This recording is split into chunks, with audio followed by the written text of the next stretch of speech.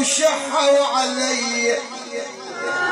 انا الدواس الوالدة ام عادل راحت للقبر قبل يومين، اجت زارت ابنها ورجعت، ما صبرت للأربعينية. الشاعر حسيب المالكي بهالمقطوع يواسيكم على لسان الوالدة، يقول تعنت للقبر امه ومشت لي، تعنت للقبر امه ومشت لي، وصلت للقبر صاحت يا والي.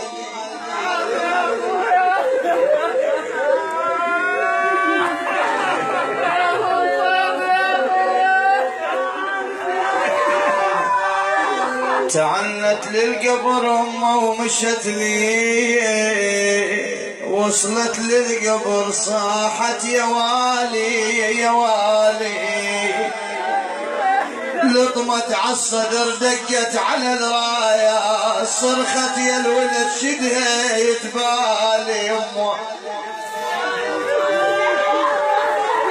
تشب قبره وتطيح وتحضن القاع. الوالده ها تشم قبره وتطيح وتحضن القاع، وتقل اقعد يا يمه وشوف حالي.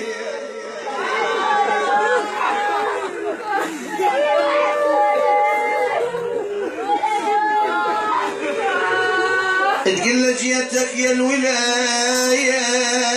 جيتك يا الولد والظهر مكسور. يمه يا يمه جيتك انا وابوك، جيتك يا الولايات والظهر مكسور. اجرب يميني واكسر شمال يا يمه، تراني خلاف شخصك يمه تعبير، تراني خلاف شخصك يمه تعبيت، وعين مساهرة بسود الليالي.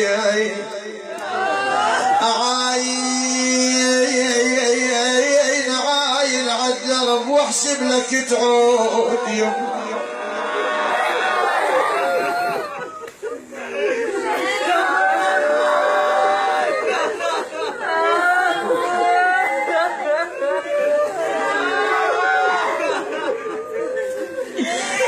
يما عاين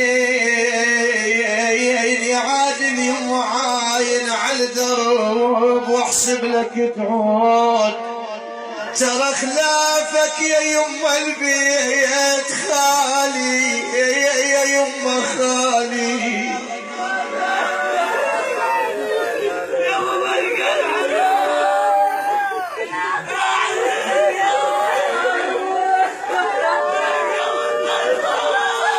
أصيح اليمه لكن ما الصوت،